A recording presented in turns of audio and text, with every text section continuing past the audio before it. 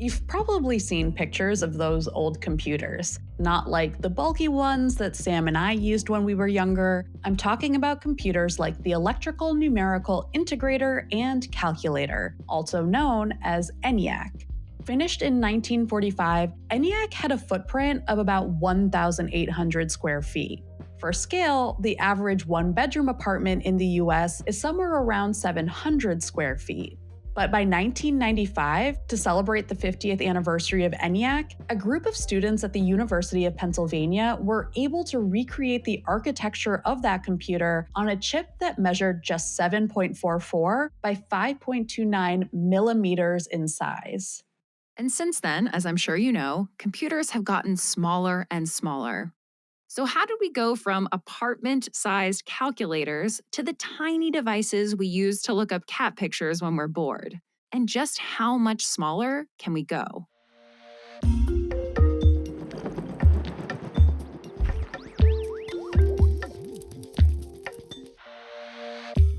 Welcome to Tiny Matters. I'm Sam Jones, and I'm joined by my co host, Deboki Chakravarti. Today, we're talking about transistors, the electron passing, signal amplifying switches that make so much of our technology today possible. We'll be talking about what they are, how they were invented, and why their future is about size, but also so much more.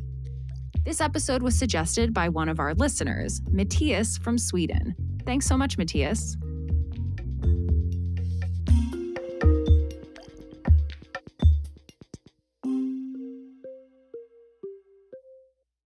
Sam, I think we've been upfront about our backgrounds, which are very much not in electrical engineering. Yeah, they are definitely not. So, going to the basics on transistors meant that we needed some expert help, which is why we turned to Samir Sankusale, who is a professor of electrical and computer engineering at Tufts University. You can think of transistors as switches, which you turn them on and off using a voltage that you apply to one of the terminals. And with just switches, you can do a lot of computation. But in terms of what I do, I try to use them as analog devices. These are analog transistors, so you want to amplify signals, you want to amplify signals that are really weak. So the transistors allow you to essentially perform those kind of signal amplification electronically.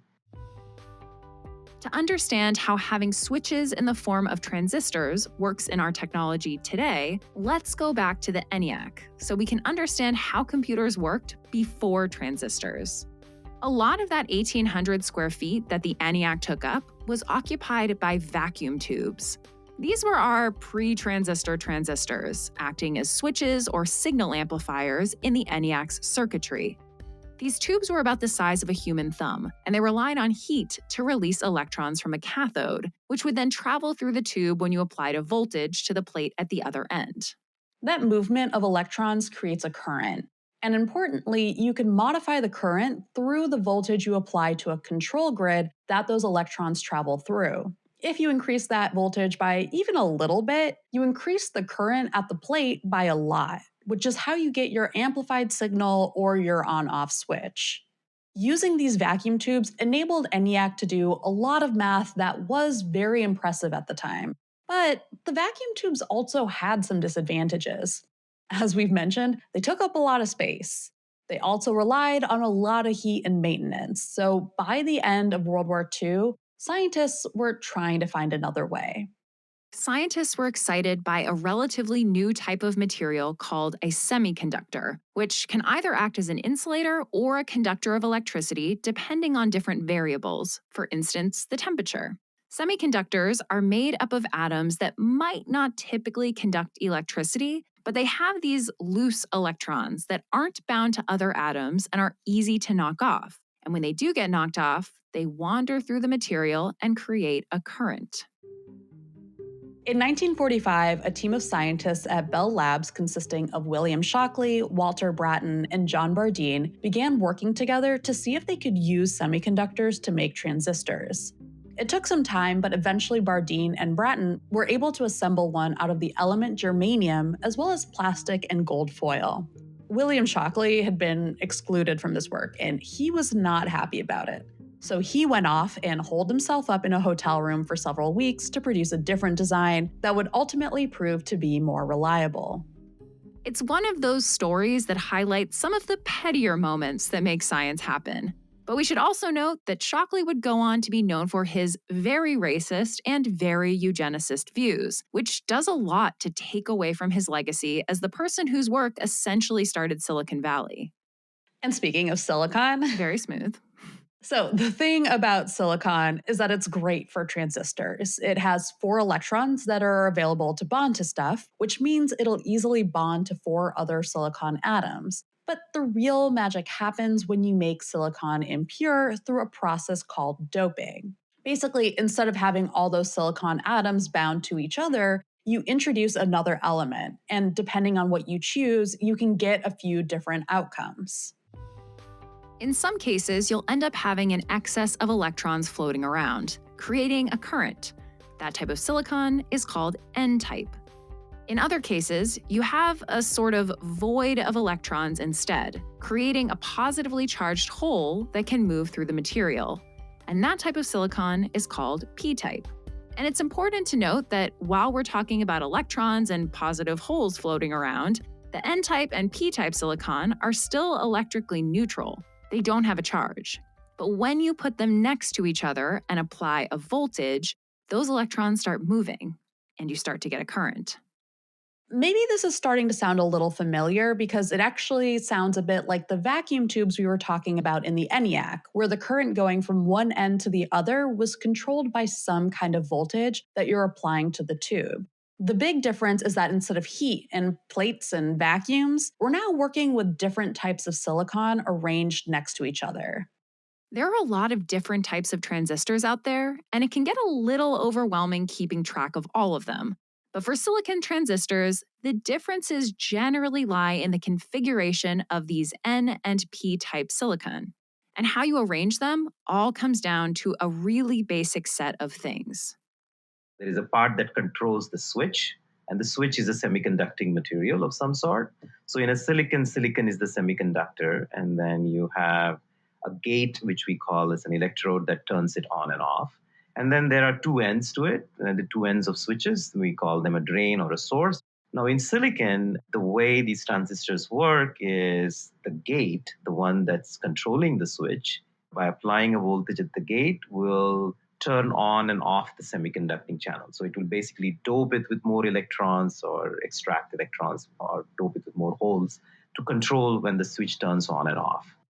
So our computers are filled with chips that are in turn filled with these transistors, essentially etched into a wafer of purified silicon crystal. It's a very cool and involved process that uses lasers and even diamond cutters. But what's been especially exciting over the last few decades is that every year, it seems like people get better and better at figuring out how to make these transistors smaller and smaller. Silicon is the workhorse behind all the transistors we use today inside our cell phones, in your computers, in your smartwatches. And they have gone through, this Moore's law of scaling, which is basically making transistors smaller and smaller, and they're more efficient, they run faster, and they're basically taking computing to the next level. Samir is talking about Moore's Law, which I had not heard about before we chatted with him, which is not surprising at all. So Gordon Moore was one of the founders of Intel, and one of his famous predictions was that as companies learned to make both smaller components and get better at arranging those components on their silicon wafers, the number of transistors on a chip would go up, doubling every 2 years. And so far, that prediction is largely held, which is why we have the technology we have today. The entire world is trying to make transistors smaller, more efficient, and that has to continue. That dimension is necessary because we are addicted to, high-speed computing. We can't wait for that video to download any faster. You want that video there in a microsecond as soon as you press the button. So we want high-speed computing. We want processing. And with artificial intelligence and data machine learning, we want these computing engines to run even faster so that they can essentially compute much faster. So that's going to happen. And I think that dimension is the reason why the silicon transistors are getting better and smaller and more efficient. These are incredible accomplishments, but the question is, how long can we continue at this rate of progress? While announcing their latest products in 2022, Intel and NVIDIA took opposing views on whether or not Moore's Law is dead. There's a lot to be said about whether Moore's Law should be taken as a law of physics or as a reflection of economic progress, but the fact is that there are physical limitations that scientists are confronting when it comes to making transistors smaller.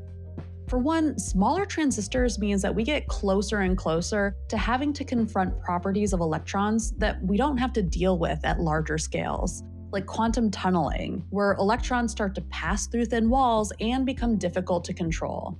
So, we asked Samir the question we all want to know. How small do you think a transistor could be one day? Single atom, right? A Wow. drain and source separated by a single molecule or a single atom. I think we are very close with the next generation of transistors that Intel or TSMC, which is Taiwan Semiconductor Manufacturing Corporation, and some others who are building the transistors are getting really, really close to that limit. So during my whole career as an electrical engineer, every few years someone would say, okay, we have reached the limit. There's no way we can go down below that. This is it. This has been happening my entire career, and I've been around for many years. And we have never hit that limit. We've always been able to figure out a way to get that small. So then you have to ask, what is the most fundamental limit? Well, the most fundamental is the single thing between the two ends of a transistor, and that could be as small as a single atom or a molecule. That's the end, right? That's where you will basically stop.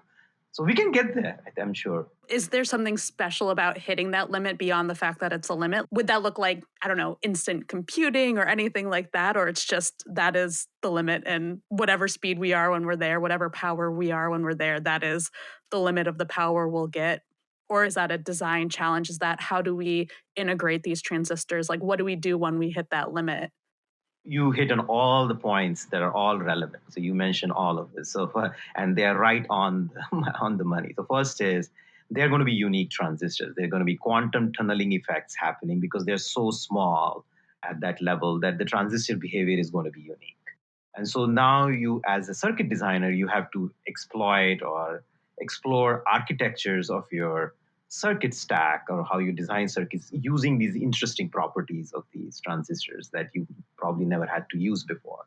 You will reach a limit to how much power and how much computing and how much speed you can get based on these underlying limits of physics. So it'll be an interesting world. There'll be lots of very interesting opportunities for designing new kinds of architectures. It will definitely be better than the ones we are using today. It should happen in our lifetimes, I'm sure. We started working on this episode thanks to Matthias's question about how small transistors could be, but as we were working on it, we got more curious about the bigger question. What does the future of transistors look like?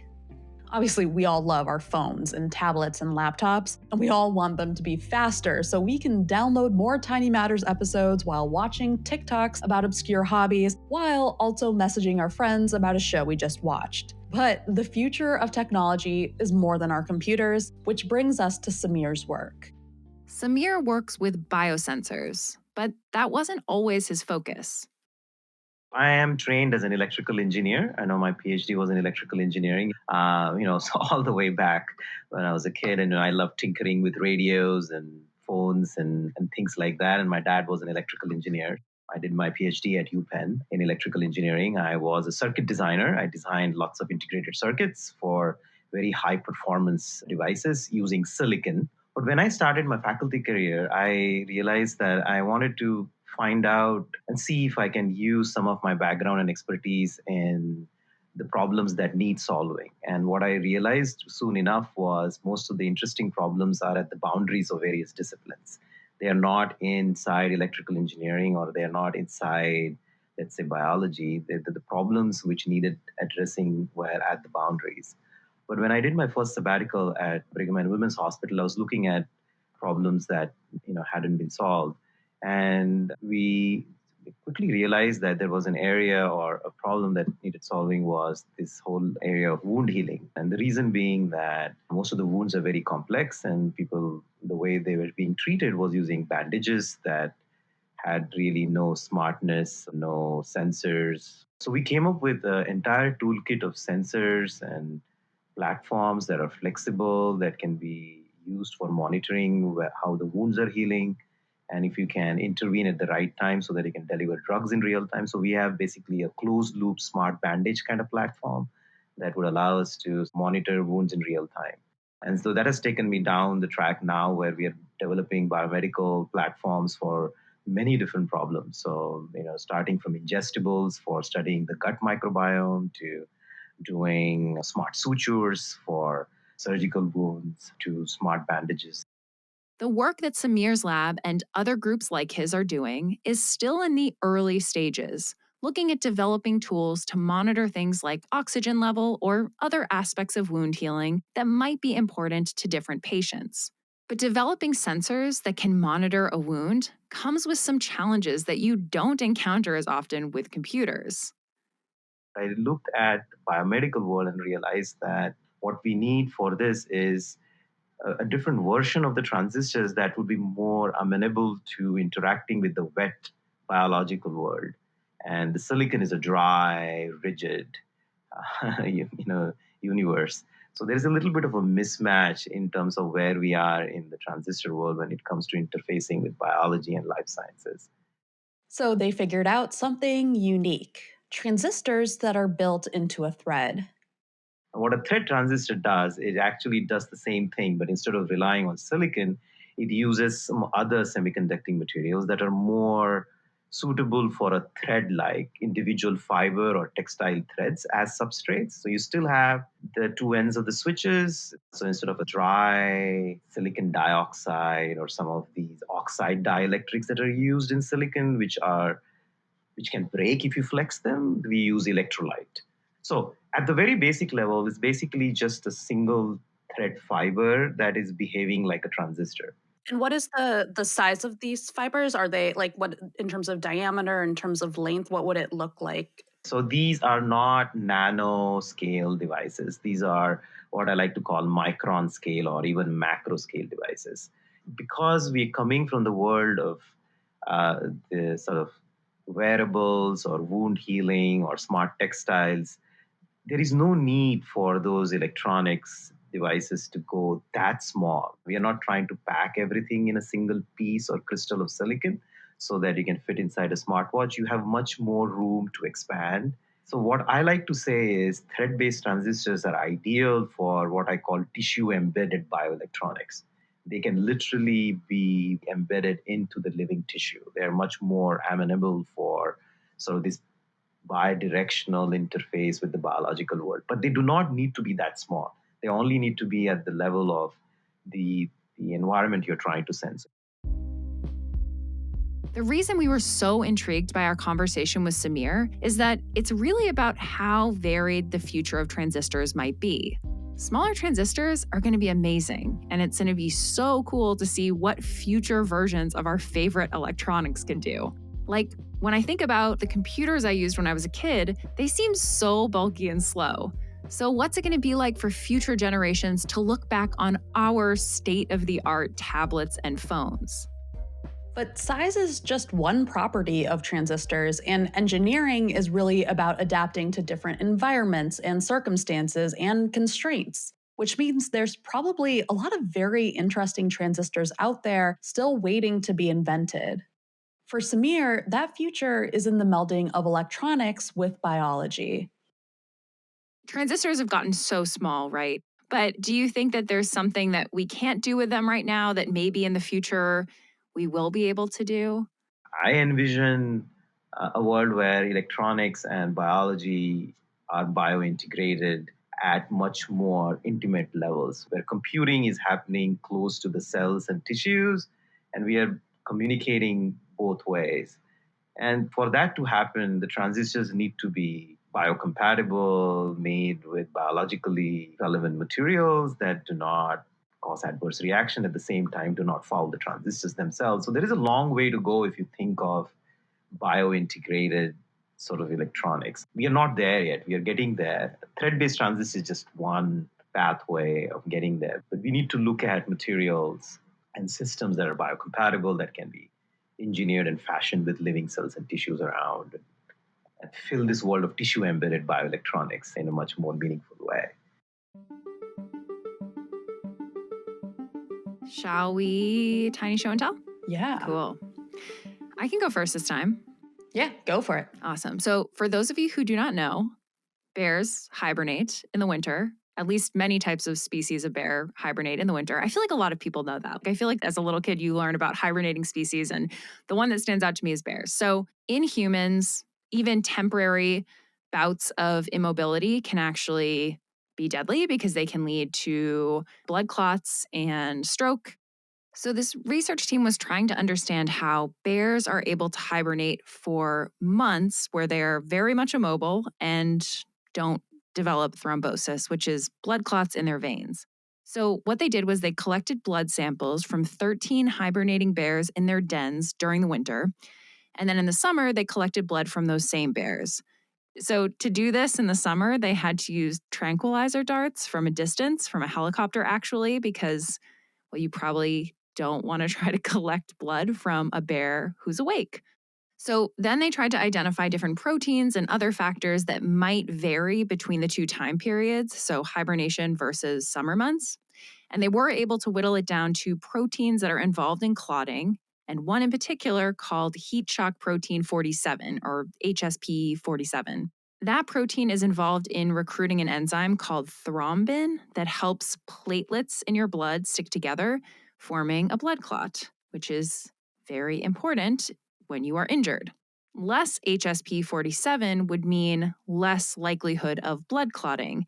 And it turned out that when the bears were hibernating, they, on average, produced 55 times fewer of these HSP 47 proteins than when they were active, meaning their blood was less likely to clot when they were hibernating. And then the researchers also looked in people as well as in mice, and they found something similar. Although in people, it seems like reduced levels of HSP 47 takes time. So if someone is immobile more temporarily, it seems like they're still at a higher risk for clotting. I thought this was really cool because it provided some insight that researchers could work off of to potentially develop treatments that would target this HSP 47 protein and help prevent clotting and stroke. It also reminds me a bit of the episode we did last year on regeneration and how scientists are taking notes from organisms that have this incredible ability to regenerate arms and legs and heads to try to figure out maybe how they do it and then apply that to humans and ideally improve our own regenerative capacity. It's another example of how we are looking to the rest of the animal kingdom, trying to learn from different organisms to see how we might use that information to improve human health. We narrowly avoided catastrophe today because I was like debating talking about this article too.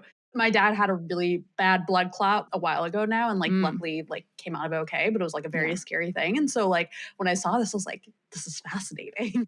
And it makes sense to study hibernating bears. It's just such a fundamental everything about hibernation. It's how do they do it? And also, can I do that? Can I just curl up and sleep for a few months? But I know. Yeah, it's so interesting. My tiny show and tell is also a thing that I think we both are very interested in because we've talked about this not on the podcast, but we both really love science archives. And I saw this article in the New York Times that I got super excited about, which is about a group of natural history museums that got together and basically put together an inventory of more than 1 billion objects that are in 73 museums across 28 countries. Whoa. To basically see just what do we all have? It's really hard to know. And the thing is, a lot of these collections are still getting digitized, and that's a really, long and involved process. I thought this was really interesting. Instead of relying and waiting on these digitized collections to fully happen and come together, people asked curators to fill out a survey about what they have in their museum. And there's actually a dashboard that you can see online about what they have.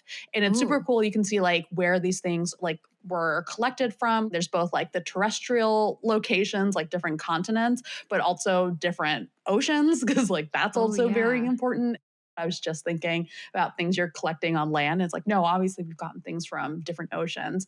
And they have like different stats for all of these things. And so one of the reasons why this is super useful for us to have, even if we don't get to see the full collections, is it's really useful for seeing what the holes in our collections are. So one of the things they notice is like we don't have a lot of collections from polar regions, which makes sense. But these are regions that are, especially now, in terms of understanding how climate change is affecting things. Like the fact that we don't have a lot of collections from these areas means that we may not get to have the full picture compared to, or not full picture, but we won't get to compare them across time the way that we get to do with other places that we have a lot of collections from.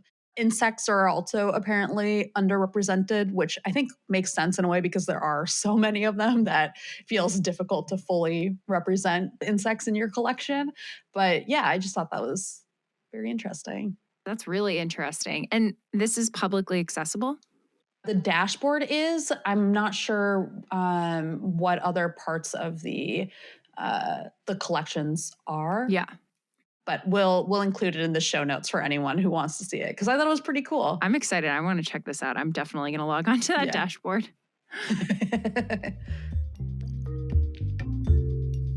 Thanks for tuning in to this week's episode of Tiny Matters, a production of the American Chemical Society.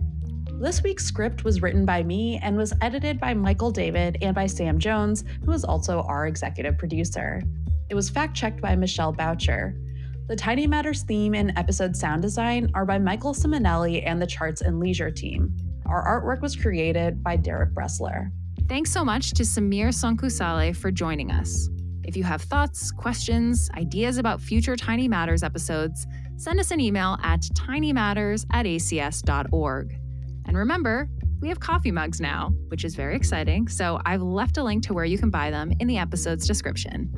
You can find me on social at SamJScience. And if you get a mug, definitely tweet at me. I want to see it.